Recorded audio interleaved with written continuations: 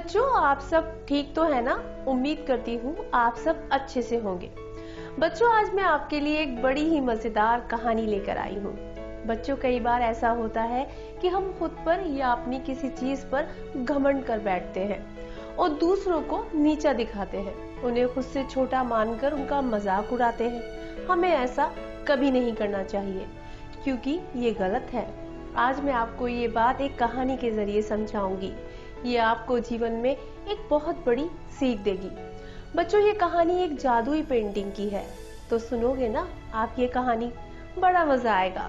तो चलो शुरू करते हैं जादुई पेंटिंग की स्टोरी। जादुई पेंटिंग। बच्चों, ये कहानी है जामनगर गांव की। जामनगर गांव अपने आप में अनोखा और देखने में अद्भुत था।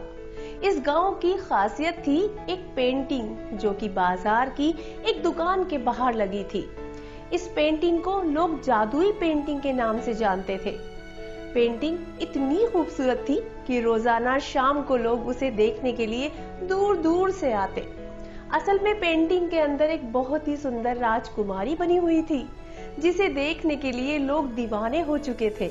रोजाना बाजार में पेंटिंग देखने वालों की संख्या बढ़ने लगी। इसमें कोई संदेह नहीं था कि पेंटिंग में दिखने वाली राजकुमारी बहुत ही सुंदर थी, लेकिन पेंटिंग को सुंदर, पूरी तरह सुंदर बनाने में बाकी चीजों का भी योगदान था, जैसे कि पेंटिंग में दिखने वाली लालटेन, बैकग्राउंड में दिखने वाले पहाड़ और नदी में चलती नाव। ये पेंटिंग जादुई इसलिए थी क्योंकि पेंटिंग में बनी राजकुमारी बोलती भी थी। राजकुमारी को अपनी सुंदरता पर बहुत ही ज्यादा घमंड था कि वो पेंटिंग में मौजूद बाकी चीजों को, यानी पहाड़, लालटेन, नदी और नाव को कुछ नहीं समझती थी। राजकुमारी को जब भी बोलने का मौका मिलता तो वो पेड़, पहाड़, लालटेन और नाव से बड़े ही अहंकार में बोलती थी। मैं इतनी खूबसूरत हूँ, इसी वजह से लोग मुझे देखने आते हैं। तुम सब लोगों की सुंदरता तो मेरे सामने कुछ भी नहीं है। राजकुमारी की बात सुनकर अपने शांत स्वभाव की वजह से पहाड़ और पर्वत कुछ नहीं बोलते, लेकिन लालटेन, जो कि स्वभाव से ही जलने का प्रतीक है, वो राजकुमारी की बातें सुनकर जलने लगा। वो अक्सर आग बबूला हो जाता।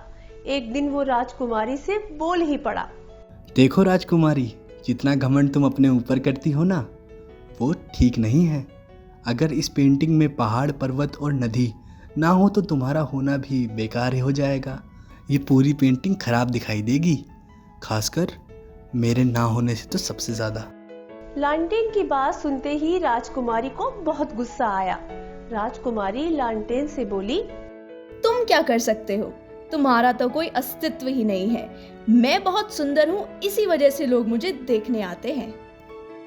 लालटेन को समझ आ गया कि राजकुमारी को खुद पर बड़ा घमंड हो गया, इसलिए उसे सबक सिखाना ही होगा। लालटेन बिना कुछ बोले अगले दिन का इंतजार करने लगी। अगले दिन जैसे ही शाम होने का वक्त आया, बाजार में लोगों की भीड़ बढ़ने लगी।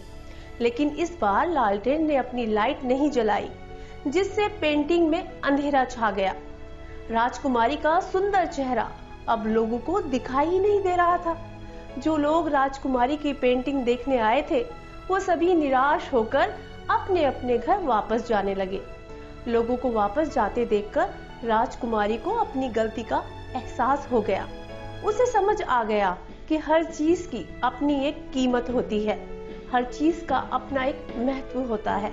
आखिरकार उसने पेंटिंग में मौजूद लालटेन, पहाड़, नदी और नाव से माफी मांगी। तो बच्चों, कैसी लगी आपको ये कहानी? थी ना मजेदार? अच्छा बच्चों, अब ये बताओ कि आपने इस कहानी से क्या सीखा? बच्चों, ये कहानी हमें ये सीख देती है कि हम हमारे जीवन में हर चीज का एक महत्व होता है, उसकी अहमियत होती है। हमें कभी भी किसी को अपने आप से कम नहीं समझना चाहिए। जब हम अहंकार में चूर होकर दूसरों को छोटा समझने लगते हैं, तो हमारा हाल वही हो जाता है जो राजकुमारी का हुआ। इसलिए हमें कभी घमंड नहीं करना चाहिए। उम्मीद करती हूँ कि ये सीख आप हमेशा याद रखेंगे। तो बच्चों, अब मैं चलती हूँ।